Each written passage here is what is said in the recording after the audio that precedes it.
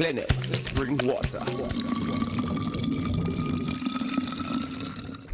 Well, a wonderful good morning to you, Grenada, Carrick, Martinique. The time on the inside is exactly 6:30. Welcome to Classic in the Morning Time, Classic 105.5 and 105.9 on the FM band. It's in fact the 14th day of the month of March, and indeed we say thank you for choosing to wake up with us in the morning time. It's another glorious day, really and truly. It's a day that allows for new beginnings, I often say, for those who seem challenged by the issues of life that doesn't allow you to see beyond yesterday. The fact that you're here, it means it's a new opportunities, new beginnings. It's an opportunity to start over and be good to yourself. Forget yesterday, and really and truly when I say forget it. You learn what you can from yesterday, but today's a brand new day. You know, we often say that weeping may endure for a night, but joy comes in the morning. It's a brand new day. I'm Joseph Cadore, and I want to say thank you for choosing the Classic in the morning time. Good morning to those of you that's on radio. And those of you that's on television, Channel 7, Channel 11, and Channel 20. A wonderful good morning to you to those of you that is on the different social media platforms. Intercall day number 3. That's what's buzzing. That's really and truly the buzz in the air this morning. We're going to give you more details on that as we go through the morning. Well, what's the plan for the day? We go through the regular programming. We have the word of the day coming up in just a bit for you. The morning edition of news comes up at 15 minutes to the hour, and then we take a break. We join you in television at 15 past the hour, when we'd be having our friends from the Ministry of Health be talking about the kidney challenges and some of the promotional measures, items that the ministry have in store to promote the challenge of kidney diseases. Yes, so that's the conversation for today, and we certainly hope that you continue to have yourself, you've planned it out in your head already, that you are going to have a productive day. Not because I'm asking you to. You do it because you understand the need to take yourself to another level. But feel free, join JC today on that journey to take yourself to the next level. Well, we're going to kickstart things with the daily quiz, and reminding you that the quiz, it comes to you through the kind courtesies of the Grenada Revolution Memorial Foundation and the March 13th committee. Yes, so we say thanks to them for being part of this conversation. So we of course we let you know that the quiz is open to all and sundry, so you can feel free to chime in. I want to see if I can find you a very easy question this morning. A very easy question. So I see the phone lines are ringing already, but I'm not sure why is it ringing so early, and I haven't given the question as yet. So the question of the day. Now, among the activities organized by GREM4 in collaboration with other organizations and individuals, is an annual public event which takes the form of a lecture. Yes, and so for the 4th March 13th lecture, which was held on Sunday 13th March last year, virtually from 5 p.m. Now, I'm missing a page on that. I'm missing a page on that one, so I'll leave that alone. Okay, so let's do this one. In 1979, the PIG established the National Commercial Bank, NCB, if you're old enough to remember it. And NCB was sold in the early 1990s and was renamed in 2016. To what was it renamed? Was it renamed IBTT Grenada Limited, First Caribbean Bank Limited, Republic Bank Limited, or was it renamed the Grenada Cooperative Bank Limited? That's the question of the day. So the bank that was formerly known as NCB, which was formed during the PIG, it was renamed in the early 1990s, was sold in the 1990s, and was renamed in 2016. What was the name? What was it renamed? That's the number on the inside. Let's see if we can trust that caller that is there bright and early and is waiting to give me an answer. Good morning. Good morning, caller. What's the answer, please? Republic Bank. Republic Bank. Are you a shareholder in the bank? No, sir. You're not. Do you actually remember where NCB was located? NCB was I think that street coming down by the market, yes. On Hillsborough, on the corner of Hillsborough and Halifax. Pardon me? I'm asking you if it's that street you're referring to. Hills at the corner. I forget the name of that street coming down there. I think it's Hillsborough Street. Right, so the corner of Hillsborough and Halifax Street. Okay. Yes. Okay, fine. So here's what I want to do. I have to take your particulars. What I can do, here's what I'm going to do for you. I'm going to give you my number, WhatsApp me your details, okay? Okay. Would that be fine? So my number is 456-3454. 456-3454? Yeah, WhatsApp me your details, because I'm seeing your number here. Yes? 456-354. And if I don't remember, 456. No. 456 sorry, let me get up in. Because continuing in the morning times, yes, sir. That's you can want to take my number quickly. Hold on. We're gonna move.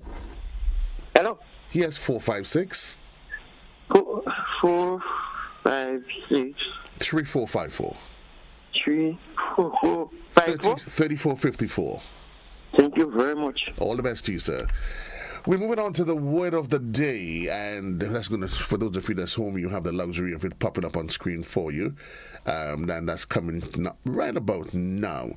The word of the day from the team on the inside. So the word of the day is germane. The word of the day says an adjective. An adjective is a word that describes. So germane is a formal synonym of relevance that describes something related to a subject in an appropriate way. So the word germane, and germane is a synonym of relevance that describes something related to a subject in an appropriate way. And we're probably also going to give you, well, the question is, how do I use the word? Her comments were not germane to the discussion. So you know there are some people, they just break away. You having one conversation, you ask them to share, or they call, and they take you on a tangent halfway down the road, and what they're sharing has nothing to do with what you're talking about.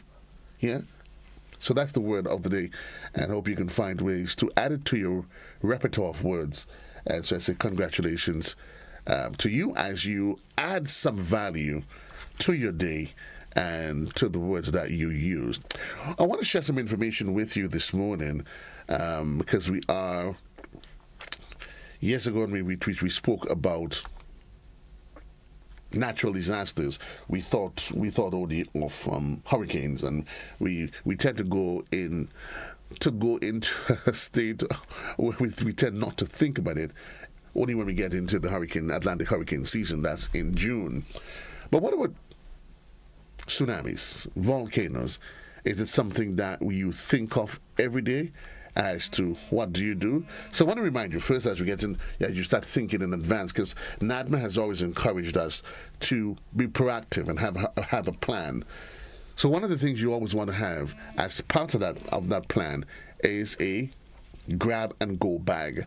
And that grab and go bag would have things like the first aid kits, blankets, a mask, and hand sanitizer, complete change of clothes and sturdy shoes, water, adequate water.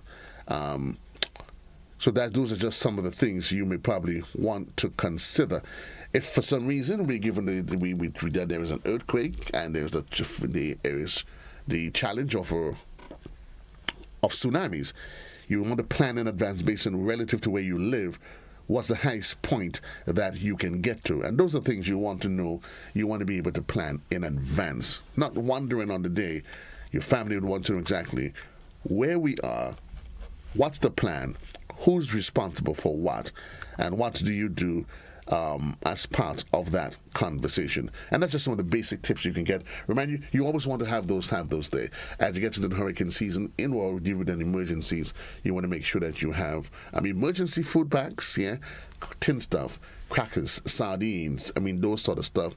If you have family members at home that have special needs, they need medication, you would always want to make sure that you have a good supply of that. Okay? So you want to make sure that you do that. 20 minutes on to the hour in the morning time. We do have to have the thought of the day that we are going to share with you. We gave you the word of the day. So the thought of the day, negativity is like a mold. Well, my thought of the day, I'm reading it off a screen. I guess he means I should read off of my own computer. Negativity is like a mold. As soon as it starts growing on you, you've got to cut it off. Negativity is like a mold. As soon as it starts growing on you, you have to cut it off. If not, it grows and grows and it takes over. And in that case, it would not be a symbiotic relationship where both parties are benefiting. It's going to be a parasitic one. And negativity, if left unchecked, it gets you old, vain, miserable, and makes you die way before your time. Yes? Way before your time. So you want to trade the negative vibes for, what? Trade the negative vibes for all of the positivity that you can find. It is day 3 of Intercall. That is correct. It is day 3 of Intercall. And I know today the fat lady is going to sing a song that not many of you would like to hear. Whatever that song is, I am not preempted. We're going to leave that alone. But certainly, where the schools are where the point standings, where it is this morning, believe me, it is delicately poised for another mega finish of Intercall 2024. And certainly there has been no shortage of excitement. I don't need to tell you what to do today. You know what has to be done. Day 1 was glorious. Day 2 was out of this world. Day 3 promised to be breathtaking, riveting, magical experience inside of the Kieran James Athletic Stadium. Again, for the kids, the students,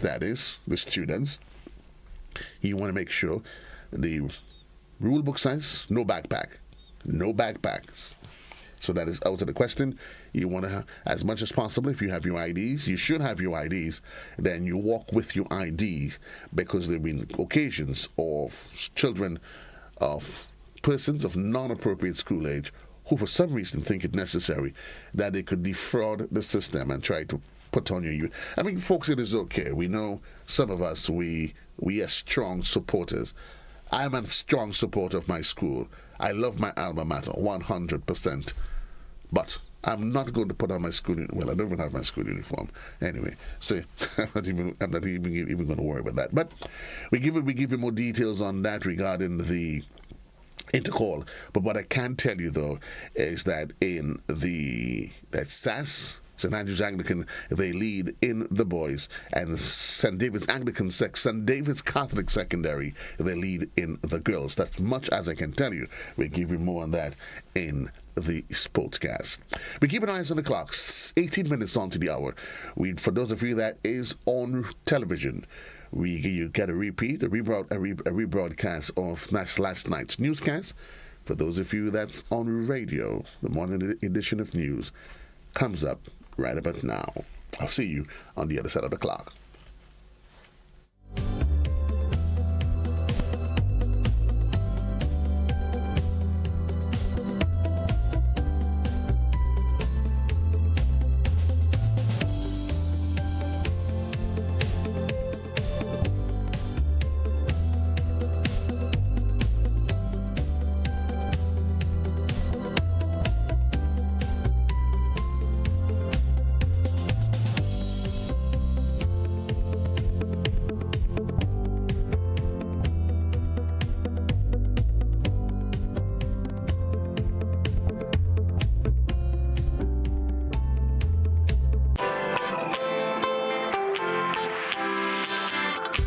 For when you need someone to help you to your feet, I'll be that beacon to your highest peak. Oh, I'll be right next to you, no, I will never leave. Come on.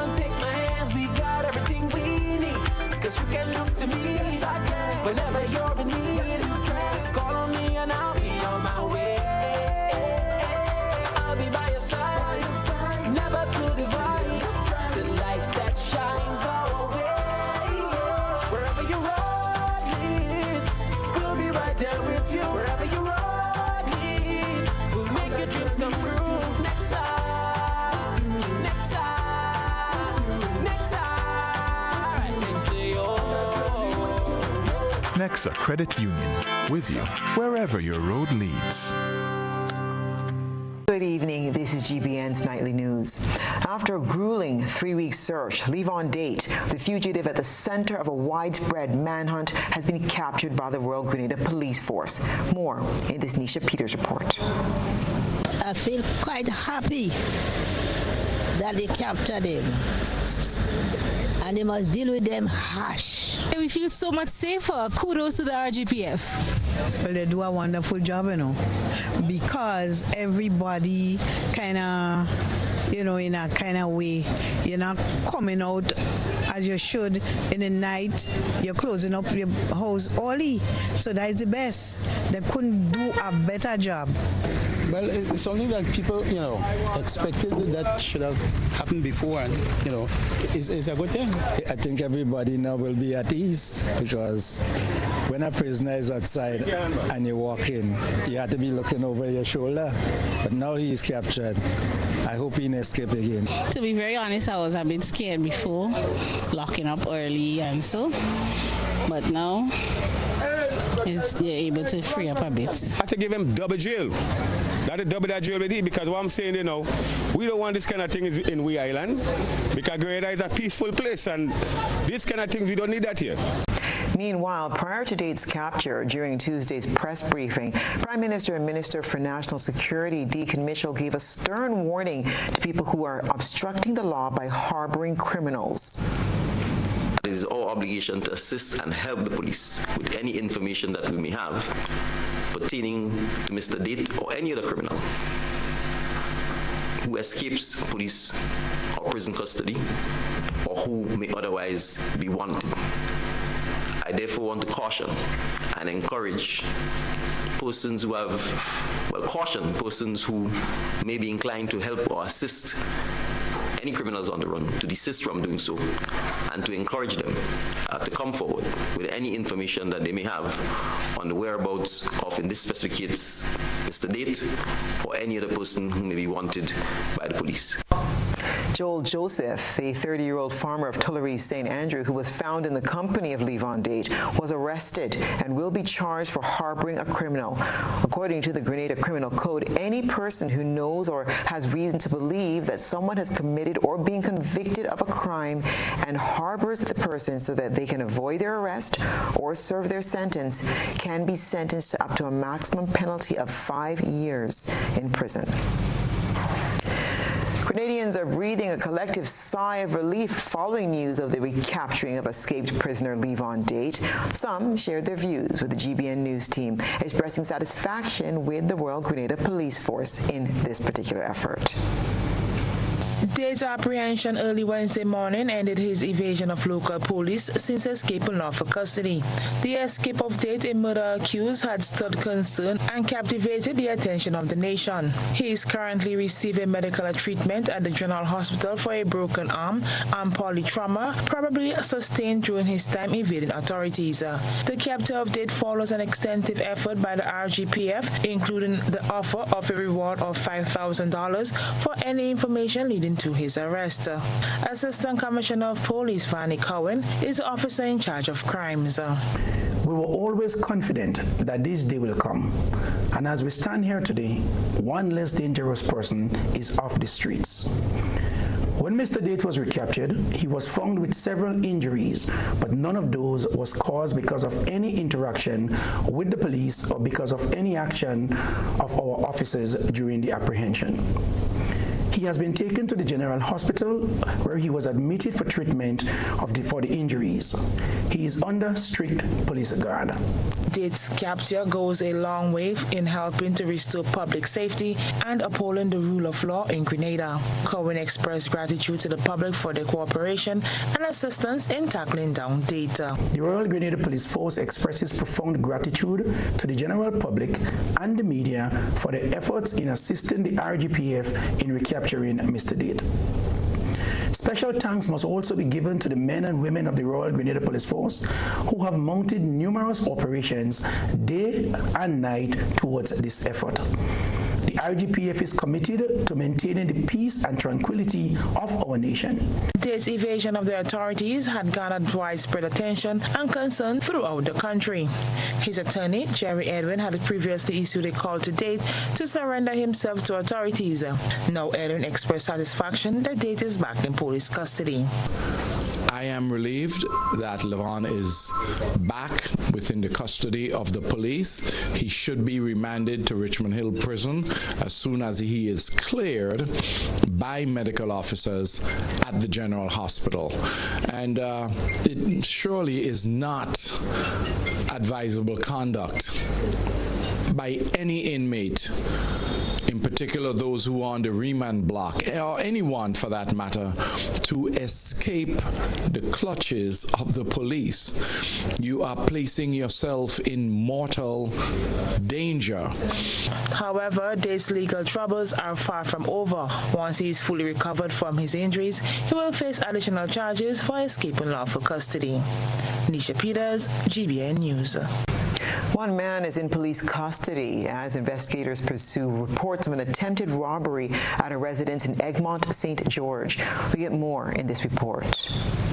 Officer in charge of crimes, Assistant Commissioner of Police, ACP Vanny Kerwin, did not disclose much information regarding the incident or the identity of the suspect when he made the announcement in St. George's on Wednesday, one day after a video of the perpetrator began circulating on social media. With regards to a video currently in circulation on social media depicting someone dressed as a female and accused of attempted robbery at Egmont, St. George, a suspect is in custody assisting police with this investigation, and we may be laying charges against him soon.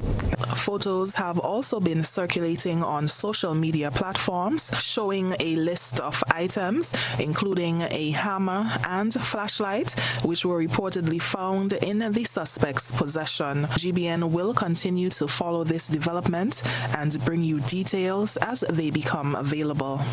For GBN News, Nisha Paul. 45 years ago today, the New Jewel movement under the leadership of Maurice Bishop overthrew the government led by then Prime Minister Eric Matthew Gary, initiating Grenada's revolutionary era. In this report, GBN's Rena Pierre-Thomas reflects on this historic day and the memories it evokes 4.5 decades later. Today, March 13, 2024, marks 45 years since the New Jewel movement, led by Maurice Bishop, successfully staged a takeover against former Prime Minister, the late Eric Matthew Gary, who had been in power since Grenada gained independence from Britain in 1974. From that day to the demise of the revolution in October 1983, Maurice Bishop served as the country's Prime Minister. The Grenada Revolution brought significant changes to the island, including social reforms, improved education and healthcare system, and a focus on agriculture and self-sufficiency. During this period, many young individuals enlisted in the People's Revolutionary Army, which was integral to the revolutionary cause. Michelle Francis, who emerged as a young pioneer during the revolution period, reflected on her experiences. I was on the fort fight. I went in Mount Weldon. When they take out Bishop from my house, I was there. I was up on the fort. I dive up. I jump the high wall. I do all of that. The revolution spirit just there, mate. It is in me. In them time, the people was more united than now. So I think they needed counsel after the revolution. I think they needed a lot of counsel after the revolution. I think they needed counseling because like they get traumatized after everything. They get traumatized. Harold St. Bernard and Dane Phillip, former soldiers of the People's Revolutionary Army, encountered their entry into service at the age of 18 and 15, respectively. To tell you the truth, obedience was the first thing, because once you're obedient, then you stand for righteousness, say? You don't leave out that. So that encouraged me a little more of the revolution. No one hold my hands, I was a great part of the revolution. I do a lot. And it motivated me. I motivate young fellas as me to join this revolution because I saw the aim and the benefit of it. We had a lot of benefit for the youth, even learning to read and write all to myself. So I really been thankful of that. First of all, when I did join the military in 1982, but prior to that I was a militia.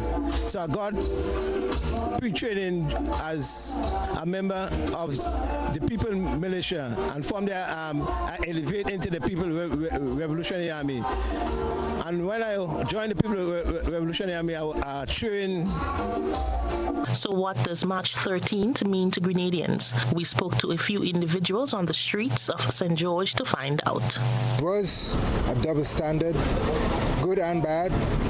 I've been through it when there was a lot of pressure on people to be a part of that growing up, to be a part of the militia or some youth group or something. Maurice Bishop, he did good as a leader, but I never honor him as a prime minister. I honor him as a revolutionary leader, and he did good in his time on the road. The revolution was bittersweet. Good things, bad things, equal so. Free education, international airport.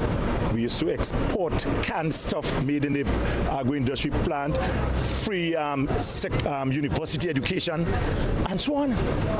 But then was 3,012 people in jail without going to courthouse, and a lot of... I remember from that revolution, the helicopters used to be flying over the houses and throwing down bags with tin stuff and stuff in the pasture, and we as kids used to run to get it, but we could not beat a guy called Louis Pierre. He was like a cheater. Yeah. The revolution imploded in October 1983, leading to the U.S.-led invasion of Grenada, followed by the installation of interim administration and later the restoration of democratic rule. Rena Thomas, GBN News. Prime Minister and Minister for National Security Deacon Mitchell affirms his government's dedication to addressing the dilapidated state of police stations across Grenada. Speaking at a press briefing, Prime Minister Mitchell acknowledged the potential negative impact of the deplorable condition of some stations and highlighted ongoing infrastructural improvements in select stations. I want to recommit to the nation that we will do everything necessary to support the police and to assist the police. We met a situation with significant challenges. We are not complaining, we are accepting the reality, and we've begun to take steps to fix it. I can give simple examples. The St. Paul's police station is under renovation and should be completed soon. The Lime building on the Carnage has been retrofitted to house the police headquarters. We are in discussions to moving the Grenville police station, which is in a deplorable condition. All of those things require significant investment. It requires planning. The Prime Minister attributed the deteriorating conditions to years of neglect and insufficient maintenance and underscored the urgent need for upgrades to enhance operational efficiency. Many of the police stations, and we'll come to that later on, are, frankly, should not be police stations because of their conditions. They have deteriorated significantly over the years. The buildings are old. They lack, in many instances, modern amenities, even for use of civilians, much less to be housing prisoners. And so part of that requires the investment by the state of Grenada into those modern facilities. And so a lot of the physical infrastructure and the challenges that the police face is not a matter of the police's doing. It is really a matter of the state doing. And the failure over the last several years, in some instances decades, to satisfactorily invest and address the infrastructure circumstances in which police officers find themselves working. With Easter just about 2 weeks away, the kite makers are out at their usual spots in St. George's to capitalize on the season. Our news team spoke with two of them on Wednesday. I find this year just a bit slow because next week is kite flying for them children, so I'm waiting till next week to see whether if the sales going to pick up, because this year is a leap year and Easter more earlier. That was Montel Mitchell of Montparnasse St. George as he anticipates an uptick in business starting next week. Mitchell, who has been making kites since age 5, said it was easy to turn his craft into a business since he's doing something he's passionate about. Ever from since a young, kite was something that I like. Yeah, so I decided to make kite and start selling kite, and I just stick to the business. Mitchell said he can be found at the base of St. John Street every year. He showcased some of the kites he had for sale, noting that these were only the first batch. These are different sizes. Like right now, there's only 2 sizes of kite I have, this and that, and I have bigger sizes, which I have not yet bring down to town. So the price of these here is $10 and this is $50. Another kite maker and vendor, Ian Williams from Shantymill St. Patrick, is also anticipating next week's sales. And then Mr. Fall is a celebration, you know. Kids always support me. So a lot of kind of all, but the right time is next week is God. When school, getting holiday for school, kids come out and support me very well. Williams said he introduced a new trend of using cartoon characters to cover his kites. That's the main thing. I'm the first man in kite and bring cartoon characters. When you see me do it, the man come and do it after me. Because I didn't really know about cartoon, but one day I see a Spider-Man kite. I tried to make the Spider-Man kite. So I look around for a cartoon sticker with Spider-Man to look for it. And I go to the right place and they show me the paper and I say, well, that is it. And I start to come out the same year with that. When they see, they get mad over it. I say, well, yeah, I get it, I get it. I say, well, yeah, I tell them I get it. I want to come in the same thing too, so I do it for that. I'm out to leave. Reporting for GBN News, Beverly Tellisford. The cause of traffic congestion was something unusual. It's time for your GBN Eyesore. A good eye captures all. GBN Eyesore is brought to you by Clear Vision.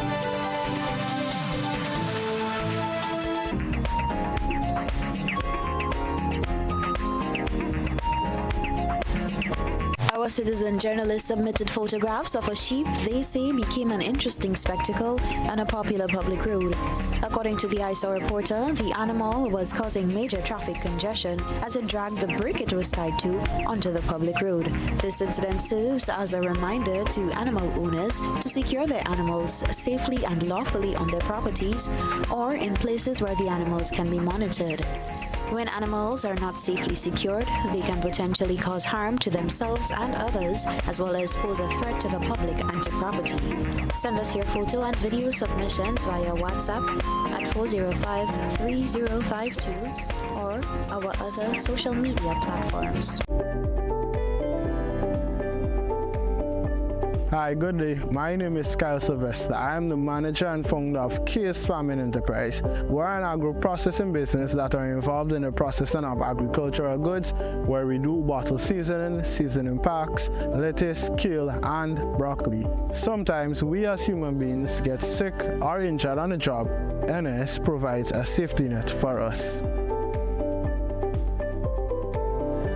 I'm here to encourage other entrepreneurs and self-employed persons to sign up under the NIS Self-Employment Program.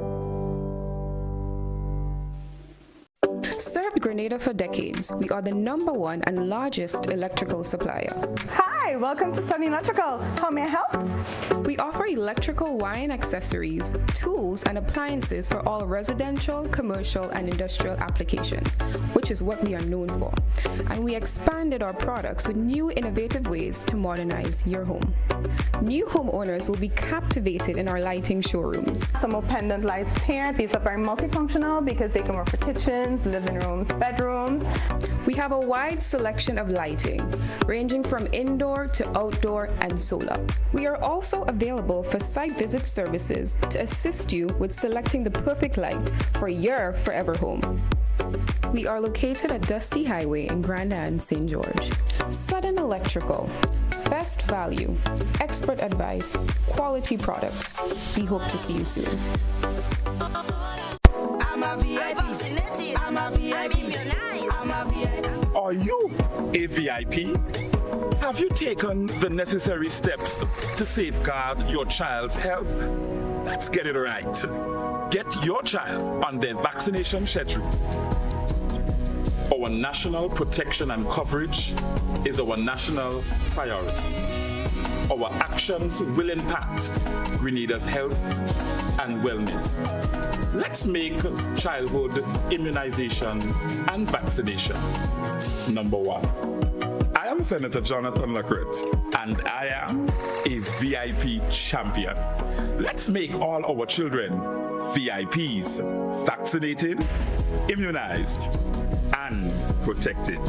Let's all be VIP champions. A message from the Ministry of Health, Wellness and Religious Affairs, Be a VIP Childhood Vaccination and Immunization Campaign in collaboration with UNICEF and the Pan American Health Organization. Are you looking for a reliable, affordable, and customer-friendly pharmacy? Look no further than Hills and Valley Pharmacy, the nation's leading healthcare products and services provider. We are committed to serving you at convenient locations. Find an extensive and affordable selection of prescription and over-the-counter drugs and medical supplies at Church Street, Hillsborough, Carriacou, Jubilee Street, Grenville, St. Andrew, near the bus terminal, and Halifax and Grenville Street, St. George. Our committed team is always available to offer valuable assistance for managing your health and wellness. Discover the additional benefits of our wholesale distribution on Halifax Street and our Medcare Center on Grenville Street, where we provide in-house physiotherapy, massage therapy, doctor consultations, and eye care services. Our commitment is to satisfy all your healthcare needs, including competitive prices, loyalty rewards, and special discounts for seniors. Contact us at 435-6904 and WhatsApp 535-4734. Choose Hills and Valley Pharmacy. Remember, your health is our business. Pick your daily reward from the Quartz Ready Cash Money Tree. Every customer is a winner with every loan of $3,000 or more from Quartz Ready Cash. Plus, you get to enter to win a weekend for two at Sandals. No deposit, no collateral needed. All you need is your ID, proof of address, payslip, job letter, and 2 references. Visit your nearest Quartz or Ready Cash location today or apply online at www.quartz.com. Get more for 2024 with Quartz Ready Cash. We are ready when you are. Conditions apply. At Frangipani Salon and Spa, we offer a variety of services. We also have packages for weddings, graduation, and birthdays. We do manicures, pedicures, massage, facials, waxing. We cater for men, women, and children. We have packages. We are located in the White Gun area in Knights Building on the all social platform. Our contact information is 414-8943. Get ready to witness the ultimate showcase of talent, speed, and determination at the 2024 Carifta Games. This prestigious event brings together the best young athletes from across the Caribbean, competing for glory like never before. With the motto, many people, one region, celebrating athletics, Carifta embodies the essence of Caribbean unity through sports, igniting a flame that illuminates the future of sports in the region. Don't miss out on this incredible event taking place at the Karani James Athletic Stadium from Saturday 30th March to Monday 1st April 2024. Get your tickets now at Grenadian Optical or visit gotofed.com and secure your spot to be part of this extraordinary celebration of athleticism.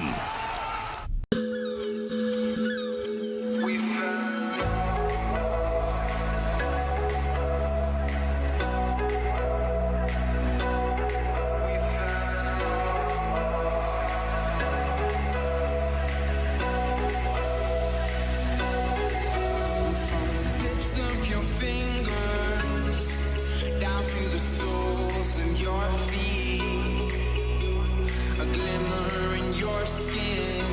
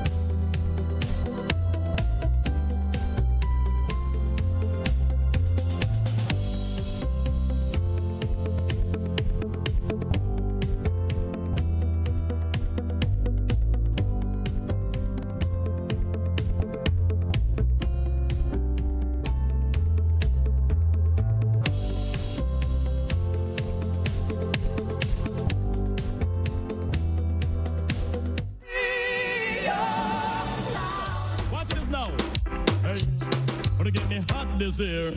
Where them a go do? Yeah, that's for some school somewhere. Get me wicked this here.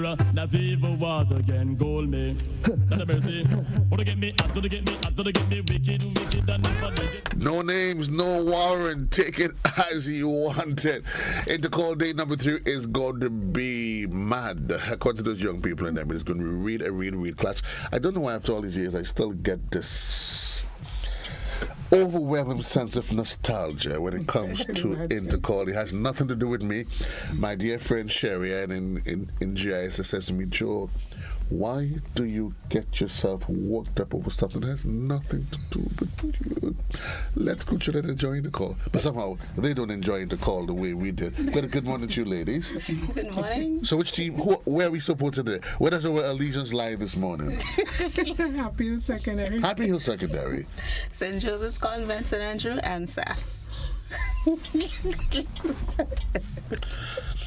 You know, sometimes they ask, you ever had a question, they ask, do you want the truth? And then they say to you, you can't handle the truth.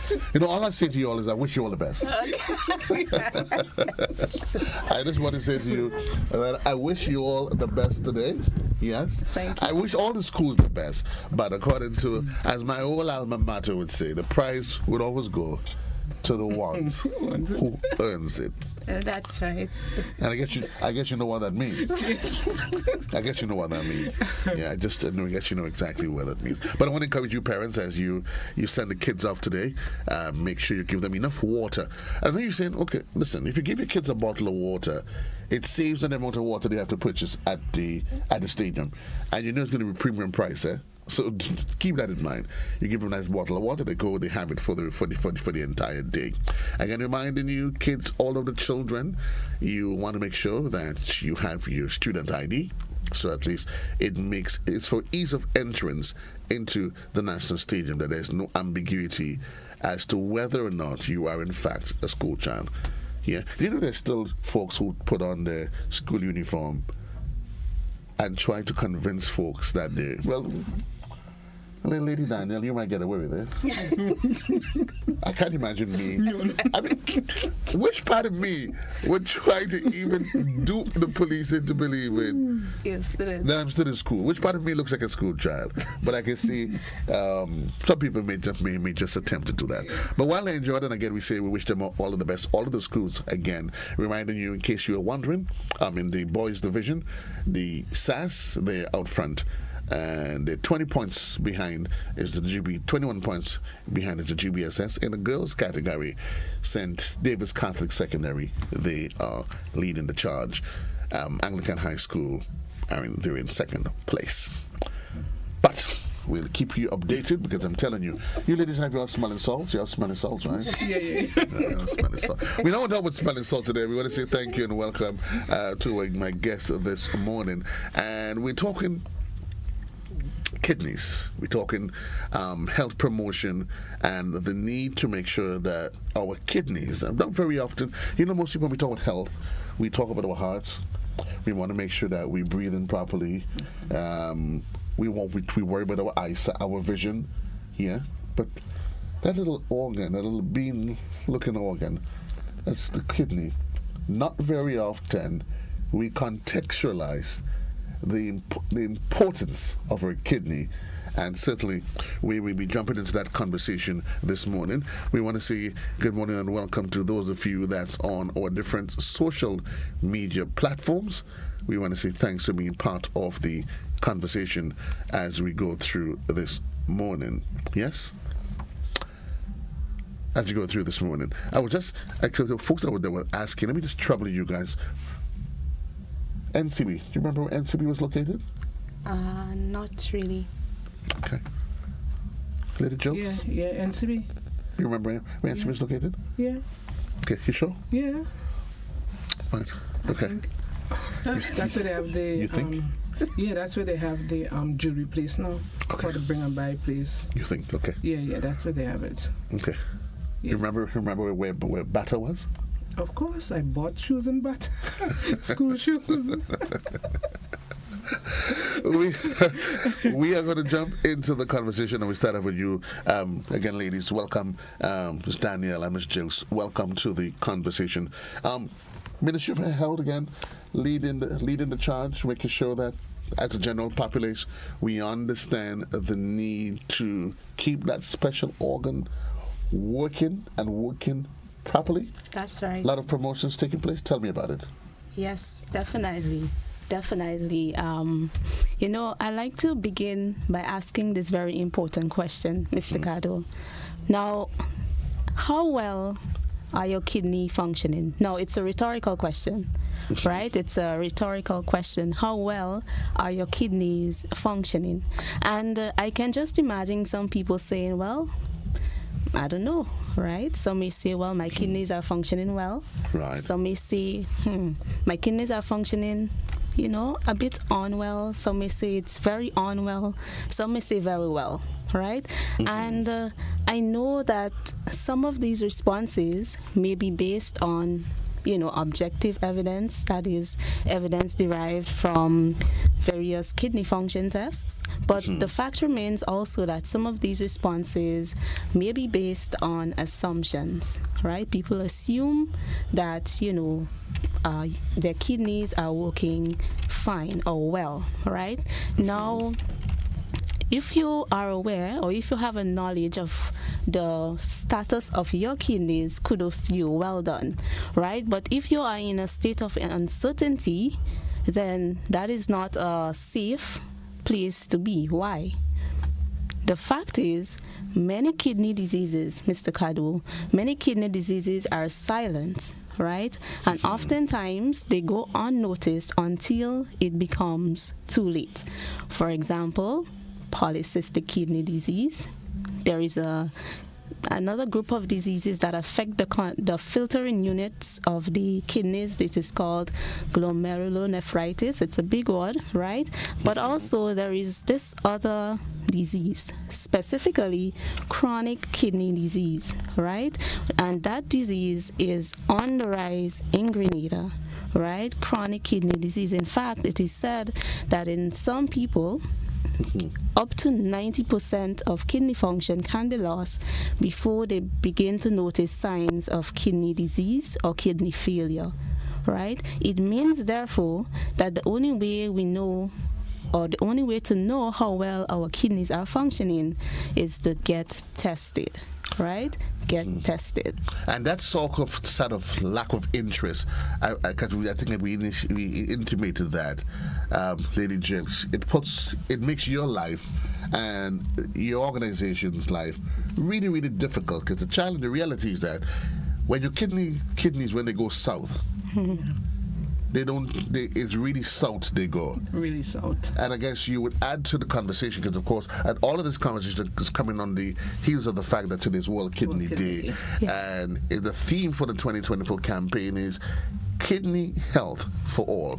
And the team focuses on the increasing burden of chronic kidney diseases and achieving optimal kidney care to overcome these challenges at different levels.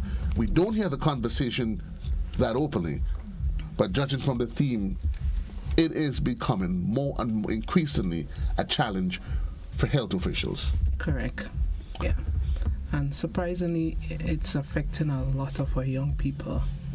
In the past you would have said middle age or the elderly would have been affected, but it's affecting everybody across the board. What sort of data do we have? What's the reason for that shift? So at the moment we have 23 persons on dialysis, and we have over 30 between stages 1 and 4 in Grenada presently. And to maintain the dialysis is $695 per session. And each patient is required to do 3 treatments per week. But because of the financial constraint, most people are only allowed, most people could only do 2. Hence the reason this morning, Ms. Danielle and myself, we want to focus a lot on prevention. Wow. So you need a minimum of 3. Yes. But in most cases, what's the drawback to that? Well, if you're not at the optimum level that you need 3, but you get in 2. So I'll just give you a typical example. Like last year, January 2022, we started off with 23 persons on hemodialysis, and at the end of the year, we ended up with 12. So because that's quite telling. Yes, it is.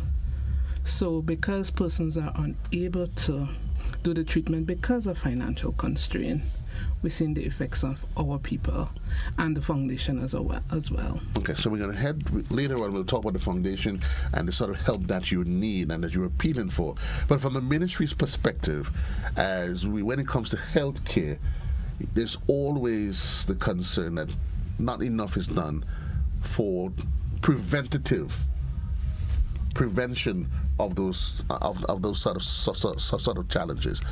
What should the conversation be like then when it comes to ensuring that we reduce on the risk of those kidney challenges? Right, and I'm glad you have asked this question, because I just wanted to backtrack a bit to the previous question, which was posed at Ms. Jilks, and that is what could have accounted for the shift, right? Now, there are two leading causes of chronic kidney disease worldwide. Number one, diabetes. Number two, high blood pressure, right? What we have noticed is that a lot of people, especially more young people now, young people are becoming affected with or coming down with chronic conditions like diabetes and hypertension, right? So they're coming down with these conditions at an earlier stage, which, increases the risk for developing chronic kidney disease. So, of course, there are other factors that can contribute to chronic kidney disease, like heart disease or being excessively overweight, having conditions like lupus and so on.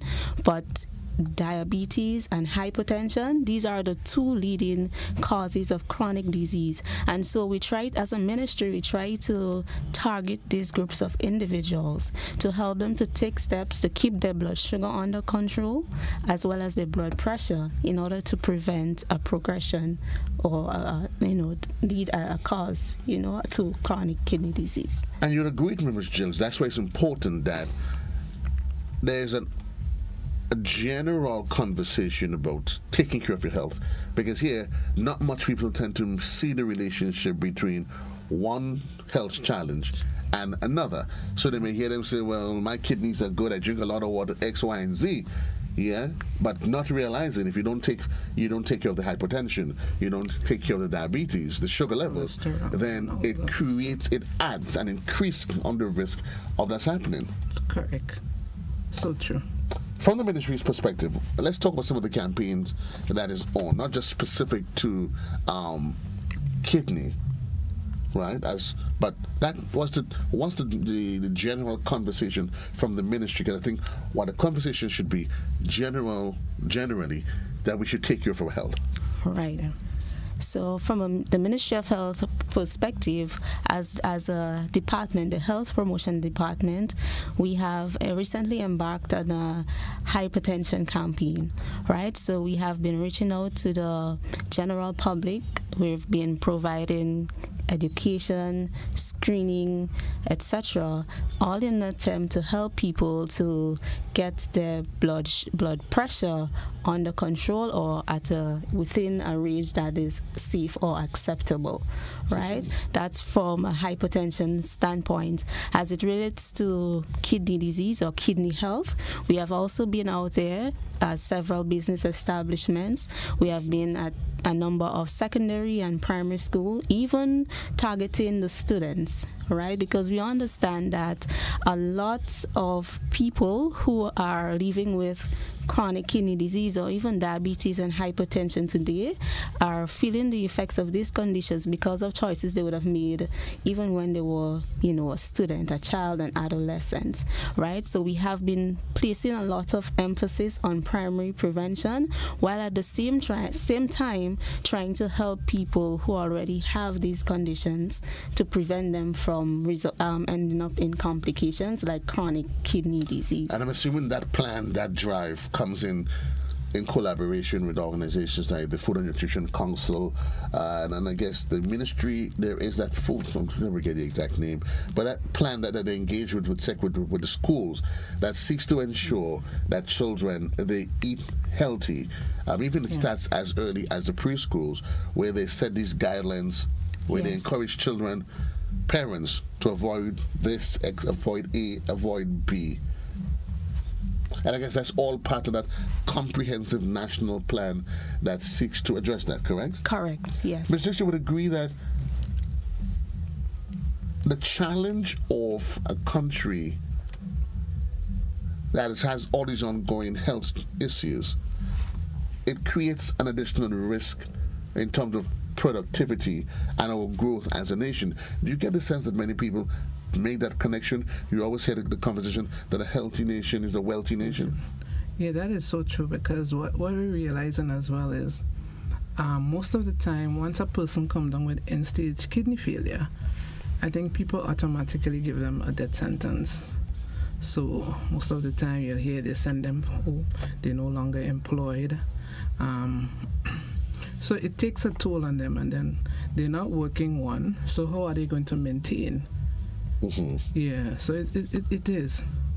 It is a burden, even on the foundation, because on the 17th of February, we had a very successful motorcade. We were able to raise over $14,000, but the $14,000 were gone in a week. That's a drop in the bucket. Yeah, in a week, it was gone. Right. So, yeah, it is a burden. Let's talk about the work of the association, the kidney, your association, which you are the president of. Let's talk about some of those daily challenges that you have. Right, so basically our aims are to raise funds for persons on dialysis locally and internationally, and to educate the general public on kidney health. So today we're having, in celebration of World Kidney Day, we're having a presentation at 4:30, the Pentecostal Church in St. Paul's, where we're inviting the general public to come out and hear from the nephrologist team at the hospital. We'll be talking about the importance of your kidneys and dialysis treatment. Then we have Mrs. Duncan from Simple Nutrition, who will be laying out some diet plans. We have in food on exhibition. And the social aspect, we have a therapist who will be there. But most important is we have patient testimonies. Come out and hear what it feels like, because we realize, yes, we're going out there, we're providing the information, but still people are not as conscious as we would like them to be. So we're hoping with given the patient testimony, you will see how difficult, how challenging it is for persons living with end-stage kidney failure. So we're encouraging everybody to come out, and then come with your questions. We have a team ready and prepared to answer all your concerns. That's today. Yeah. And in April, we want to put on a walk so we could stay healthy, keep healthy, and encourage our people to invest in themselves, because at the end of the day, it is important. It's your body, your responsibility. Take full charge. Monitor every single thing you put into your bodies. That's one of the ways that we could start protecting ourselves. Because what I realize as well is a lot of young persons, excessive drinking, excessive smoking. But like Ms. Daniel would have indicated earlier, you may not see the effects of it today, but later on in life it would affect you. And I guess that's the challenge, because it's gradual, it's progressive. Yes. So it's not a case, okay, you do it once, it happens. Yeah. And I guess all of this is hinged on the fact that more and more and I guess health officials have raised the alarm on the fact that more and more for young people are indulging excessively in the consumption of alcohol. That again is a challenge at the Ministry of Health, isn't it, Ms. Danielle? Yes, indeed. Yes, indeed it is, and it's also a major cause of kidney problems and even diabetes and high blood pressure. We're keeping our eyes on the clock. 29 minutes. No, it's actually 30. It's exactly 7:30 in the studio. We take a quick commercial break. We want to shut it and say good morning to our regular folks that is on social media. Lady Williams, we say good morning to you over there listening to us from New York. Yulin Alexander and others, Sylvina Charles, Sharon Bartholomew and others, Jennifer Lawrence. We say thank you for being part of the conversation this morning. We take a quick commercial break. When we come back, we know the Kidney Foundation needs a whole lot of money. We'll talk about how does that, get onto the list. And we find it from the ministry, what are some of the other plans that they have. And we find the dialysis unit in the hospital. Is it up and about? Fully functional. We'll have that conversation when we return right here on the morning show.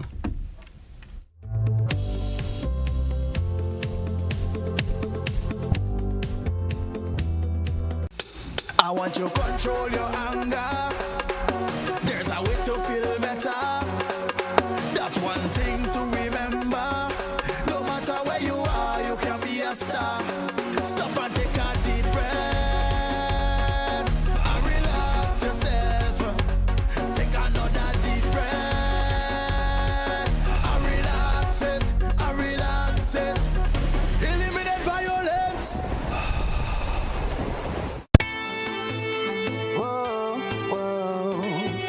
Rock the box, we say, yeah. GBN, we say, arts and culture living, yeah. Rock the box, we say. I'm telling you, rock the box, rock the box, rock the box, we say. I'm telling you, rock the box, rock the box, rock the box, we say. We'll be jamming here on a Thursday. It's a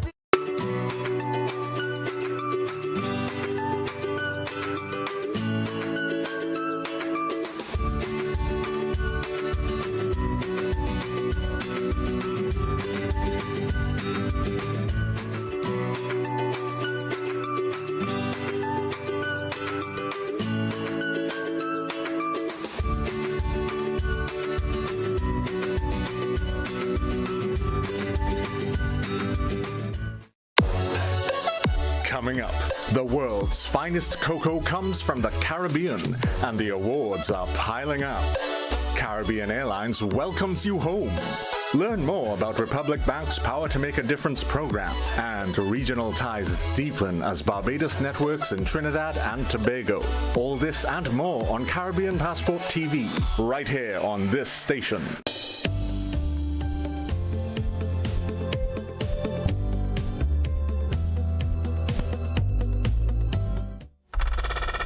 28 minutes on to the hour in the morning time, Thursday morning. It's Intercall Day number 3. They say it's never over till the fat lady sings. Let me just give you, because of course I want to keep you in the know. So let's do this again, because people keep asking, what is the point standing? So let me just give you officially where the team, the schools are as they start the day. So in the girls' division, St. Andrews, so that's the male. So St. Andrews Anglican Secondary SAS, they out front on 163.5 points. The GBSS is in second place, 21.5 points behind on 142. And St. David's Catholic Secondary, they are on the 67. It's good to see that St. David's, they're actually right there in the boys' division, as well. Could you imagine if St. David's win both boys? Yes, dream on, dream away. And then in the girls, in the female division, St. David's Catholic Secondary, they're up front at 134.5 points. The Anglican High School, not too far back, on 106 points. And St. Andrews Anglican SAS, in the girls, they are on 64.5 points. Wow. It probably would be a historic moment. It would be quite if either schools that maybe St. David's, they win both boy, female and the male, and if SAS can do it. Could you imagine if that happens in Grenville? I mean, I'm a GBSS boy, but I think I would really be part of an experience if St. David's Catholic could pull it off and win the boy and girls division. If SAS can, well, I hope the Prime Minister will be willing to give a 2-day celebration. 2-day celebration. I know that's just what it's going to be. But in the midst of the celebration, everybody's going to compete. We also want to shift on focus, though, on matters of health. you know. And today, we're celebrating, and we're having this conversation, and he's the fact that today's World Kidney Day, and celebrated under the theme, Kidney Health for All. It's not a conversation that is limited to you're poor, you're rich, you're black, you're white, you're whatever it is. It affects all and sundry. Everybody, old, young, middle-aged, elder, it affects everybody. Before the break, we did hint to the fact that we recognize the statistics are showing that more and more young people are falling victim to kidney diseases. True. Yes. That's really telling statistics, and it's not a good indicator of what's happening on the larger scale health-wise. Yeah, we also have to take into account not everybody's aware that they have the disease. So a lot of people are living with it. Right. We don't have that data. So it's frightening. And only when there's nothing else could be done, that's when we realize that, yes. So is there any signs, symptoms that one can say, okay, I've noticed this or that over the years, or at what point do you get to realize, well, wow? Right, yes, definitely. But before I mention what these are, I just want to remind us that oftentimes chronic kidney disease comes with no symptoms in its early stages. However, when symptoms begin to appear, they tend to take the form of more frequent urination, especially at night. Right? Some people may also experience or notice blood in the urine, or the urine may appear a bit foamy, you know. Some people may experience shortness of breath, swollen ankles and feet. Some people may feel excessively tired. Some people may even experience a metallic taste in their mouth, all of which are signs of chronic kidney disease. What should the response, your immediate response to those signs and symptoms be? So that's where we encourage persons to visit their healthcare provider, get the necessary tests done, and take steps from there. So we really encourage people to visit your healthcare provider at least twice per year. Get the blood work done, know your status. That is not a culture that we embrace quite easily in Grenada, is it? True. Visit healthcare provider twice. Most people say, to give them my money. Yeah. But it puts you at an advantage if you visit your healthcare provider at least twice a year, rather than having to wait until it's last minute, and then you realize how much money you have to spend. So it's cheaper to go the preventative route. Correct. Because when you get to that stage where you start the failure, where you have renal failure, it means. What's the cost? I mean, you $695 for one session. For one session? Yeah, and then you need that at least 3 times to live a normal, regular, healthy life. That's a week. A week, yes. Let's talk. By the way of information, you can call in, those of you that's at home or you're on the outside. You do have queries, questions. You can feel free to give us a call, 435-2041, or you can submit your questions via our WhatsApp page.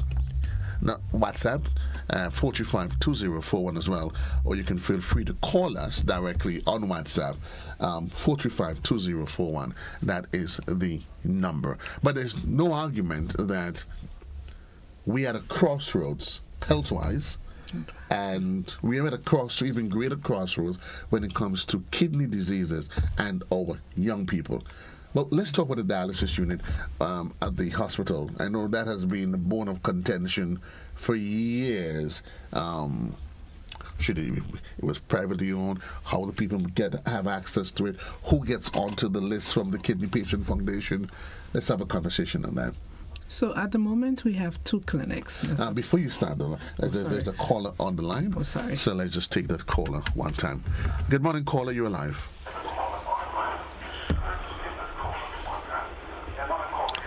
Hi, good morning to everyone. Yes, you're live. Go ahead. Yes, good morning. I just want to ask a question.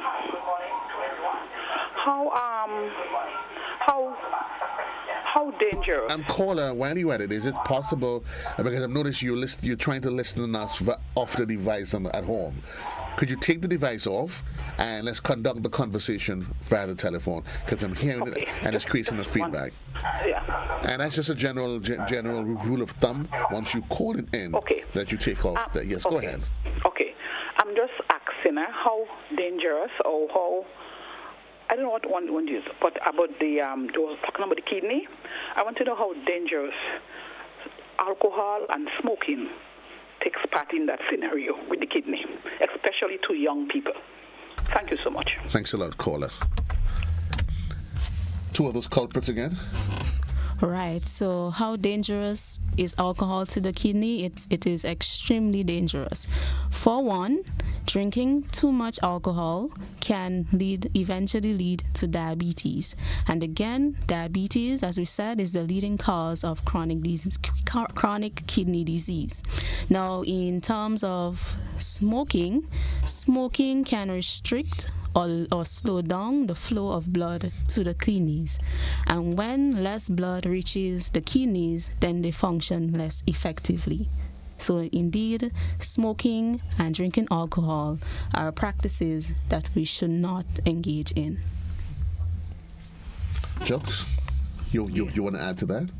Well, I think basically Ms. Daniel would have covered it, and it's so important that young people realize the dangers of what they're doing to their bodies. Let's go back to the telephone lines. Good morning, caller. You're alive.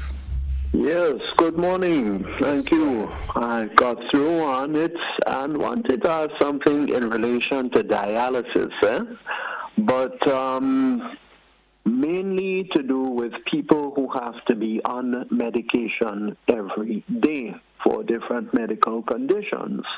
In my case, it's twice a day, every day. And those medications do have an effect, not just on your kidneys, but also your liver. But focusing on the kidneys, let's say such a person reaches a point where they have to take dialysis. But obviously, because of the medical condition they're on, they cannot stop taking the medication that is becoming further and further detrimental to kidney health. What is that person's situation? What's their position? What is their medical hope in respect of their kidneys? Thank you, caller. Right. So I think that is a conversation that has to be done with the person's healthcare provider, who will be able to assess his or her situation and make recommendations that are appropriate for him or her. And I guess that's why we continue to highlight the fact that they should at least twice a year visit. Yes. It would allow for early detection and a plan, of course of action as to how you move forward with them treatment.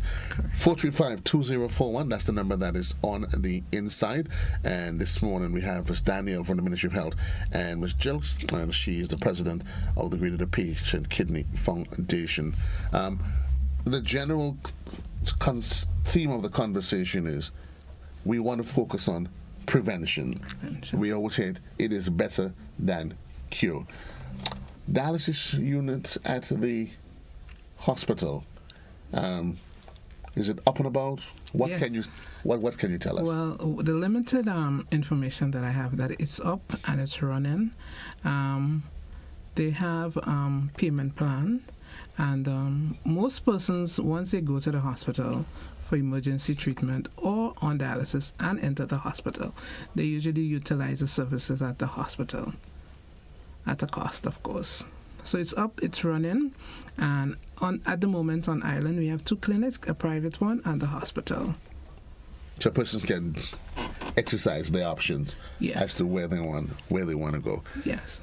There's often you hear persons would make comments about availability of getting information or assistance from your foundation, and most people tend to just go all the wrong route.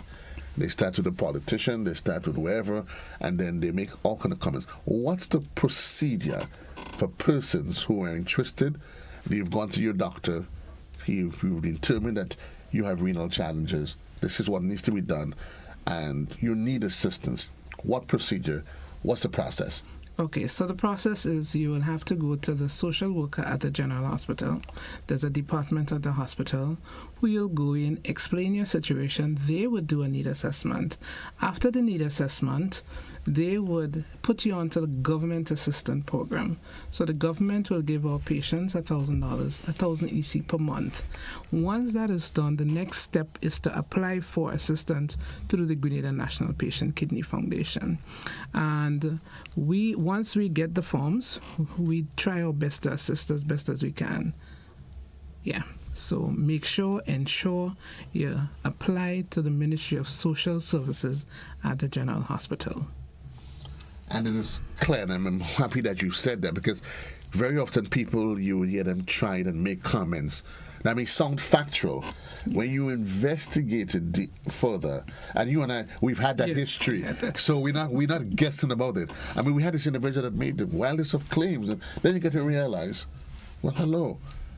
Have you gone through the right channels? Yeah. And then you hear the answer is no. We go back to the telephone lines. Good morning, caller. You're live. Hello, morning. Yes, good morning, sir. I just trying to find out what time. Is it possible? What time they will be having the? Possible, sir. You can take down the device in the background. Sorry, what? 435-2041. That's the number on the inside, and. Yeah, what time they'll be having the session at the St. Paul's Pentecostal Church? Thanks for the question, sir. It's today at 4:30. 4:30? Yeah, 4:30 to 7:30. Thank you very much. You're welcome. Thank you. Let's just shed some more light on that, because when he asked the question initially, I'm like, what is he talking? So just to remind the general public, in celebration of World Kidney Day, we're having a presentation at the People's Church, a Pentecostal church in St. Paul's, and we'll be having a team from the nephrologist department of the hospital talking about the importance of the kidneys and how the process of dialysis is being done. Then we're going to have Mrs. Duncan from Simple Nutrition giving you a detailed outline on your diet. We're going to have foods on display. Then we're going to have a social aspect for persons who need psychological support. We're going to have a therapist. Then you're going to hear from the patients themselves how they live, the challenges they face on a day-to-day basis. And sometimes that's what you really want to hear from the horse's mouth themselves. Yes. Well, some people are technical. We use the term horse's mouth, and a lot of people when you're speaking, you refer to children as kids. Some folks. Yeah. 435-2041. That's the number on the inside. We've lost that caller there. We're keeping an eye on the clock. 10 minutes onto the hour. 10 minutes onto the hour. Let me just make sure there isn't any no comments coming via social media. Okay, right. So let's see what comments we have here. Good morning. So this contributor is asking, can government subsidize dialysis if the person is underemployed? I'm not sure if it's underemployed or unemployed and cannot afford treatment or even be on a payment plan. What measures are in place? Okay, so that's one of the main reasons for going to the social service at the hospital. They would do a need assessment. So they would evaluate your current situation and see what needs can be done. There are assistance for everybody. Mm-hmm. So you must go through the right channels. Once that is done, the social service as well as the Kidney Foundation, we work out how best we can assist.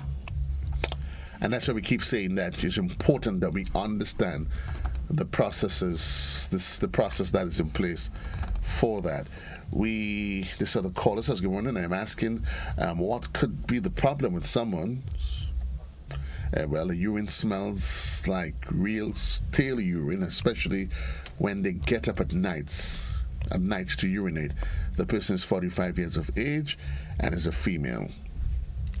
All right, so we do not want to make assumptions, all right? So we do encourage, if that's the case, and especially if it, as you said, it's steel, right? Now you want to schedule a visit to your healthcare provider.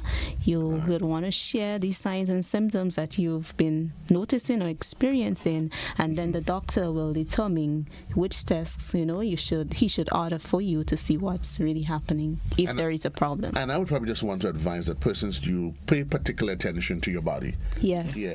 Yes. Any slight change that you see, whether or not is in your urine pattern or those things. I know you kind of we always tend to be hesitant, but what you may want to do is just take a note. Take a note. The date, the time, when. So when you head to the doctor, because the doctor would then start questioning you, how long, frequency. You did mention though about one of the symptoms, if you notice, frequency.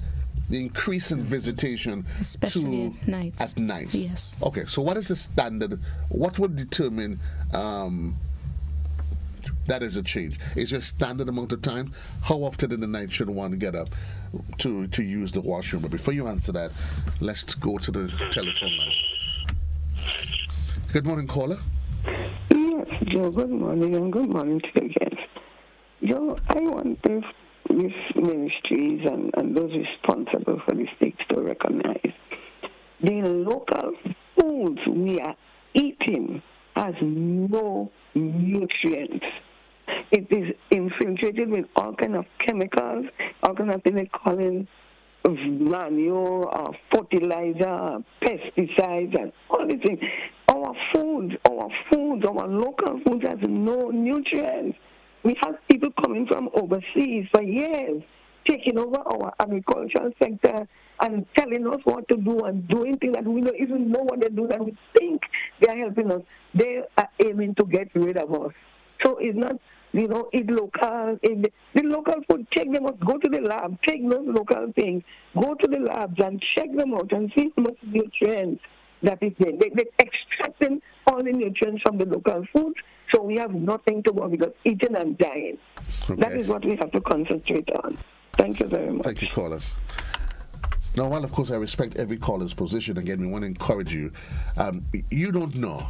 And I agree with the opposition to some point that a lot of food is not necessarily as organic as we want it to be. However, you cannot discount the importance of eating your local food, your fruits and vegetables. You cannot discount that, right? Running out of time, but we were asking the question frequency. Yes. So how do you determine that my nightly pattern is too much? Right. So that's a very interesting question, and really and truly, as you said before, we have to pay attention to our bodies. If over a period of time we notice, we are urinating more frequently for you as a person, then that may be a cause for concern. Also, I don't think there is a set, number of times that a person should urinate at night, since we have different lifestyles. Right. You see, so a person may choose to maybe exercise more in the evening, nighttime. They may, drink more water or some other fluid to stay hydrated, and the body may quickly use it up. All right. Some people may have a meal later in the day, etc. So it really and truly depends on your lifestyle. But we can encourage is that you pay attention to your body and see what's not going as consistently as before. Well, I guess that's an excellent. And I guess even your doctor, they will advise you on that. Yes. If you know for all your life you go twice a night, 3 times a night. Yes. And there's some people that will tell you they drink a lot of water. Yes. They could. As fast as they steam the water right by them, they would drink. But I guess it comes down to monitoring, being observant, and paying attention to what's happening in your life. Yes. We're going to take this final caller, and then we're going to wrap the conversation. Good morning, caller. Good morning. Yes, you're alive. Sir. Do you think, or do you know, that the food you eat having special content would determine or would help to determine as to how often you urinate, and maybe the smell of the urination, etc., etc. Do you think the type of food you eat would have an effect on your body, consider in your body what the body would react to the food and how often you urinate and the smell and so on and so on. Okay, sir. Comment. Yeah, Ladies? Yes, just a short comment on that one. Yes, different foods have different water content. For example, if you compare a cucumber or a watermelon to, let's say, a piece of cake, of course, you would urinate more frequently after eating the watermelon. Now, in terms of I think he mentioned something about the center also of the urine, and it also reminded me of a previous comment. That could also be a sign of dehydration, right? So, like I said before, I don't want to make assumptions, but usually urine that smells stale or have this, bad odor can be a sign of dehydration. Also, the color, if you notice that it is dark yellow and it comes with a scent, then it could very well be a case where the person is simply dehydrated. But like I said, we do not want to make assumptions. Please visit your doctor, your practitioner. Yes. And I think if nothing else is taken away from it, yes, because I know our people. Well, the two ladies say, no. We're saying to you that you need to develop a culture where you start visiting your doctor. We're saying at least twice a year, Jill? Yes. At least twice a year. I give you, ladies, 30 seconds. Your final 2 pence. Right. So the foundation would like to encourage everybody, like today, water is so important. And for the kids, remember to let the kidneys smile today. So let them go with their water. Remember to take care of yourself, invest in yourself, visit your doctor, and attend the session today, please. Thanks. Thank you. So remember, without your kidneys, the excessive fluid in your body, the waste, the toxin will not be able to be excreted as well as it should be. It therefore means that your kidneys are vital to your overall health. So do take good care of your kidneys, not only today, but for the rest of your life. And we should get into the culture of having our water. Yes. Let's get into the habit. There's nothing. You can't go wrong. Just drink as much water as the day progresses. Yes. It keeps you alive. And it keeps your kidney extremely happy. Keeps the kidney smiling. Yes. This is as far as we can take the conversation this morning. We want to say thanks to two wonderful ladies, Ms. Jilks and Ms. Danielle, for being part of today's program. And please don't be shy. You know how to reach me. Yes. Just send me a WhatsApp, and we are going to do this. For everyone else, those of you that's on television, you continue with your regular programming. Radio, we'll send you'll be joining the BBC for a bulletin of news that is just about 2 minutes away. Again, reminding you parents, it is day 3, Intercall 2024. For the children are leaving home, please designate what time in advance. They won't hear that cell phone and that ruckus this evening. Mm-hmm. Yeah, because when these canteen boys reach down there, we will be screaming from the top of our voices. Sass going, St. David's going. They won't hear the cell phone. Believe me. So plan in advance. The game ends. What time should you be home? Yeah? Or who are they coming home with? Have that conversation quite early, and just make sure for everybody else, just be safe. May the best school win. We do have our biases, but certainly reminding you that Intercall is education away from the classroom. But I say to you, non palme sine labore. No reward without labor. Tantine. You're free to say happy here. Don't be shy, That's the kind of bonds and camaraderie that Intercall it helps to foster. And I think our young people needs more of it. That it is good, clean, healthy competition. That years after we continue to wallow in the rivalry. Until then, so long everybody. Classic listeners, the BBC Bulletin of News comes up next.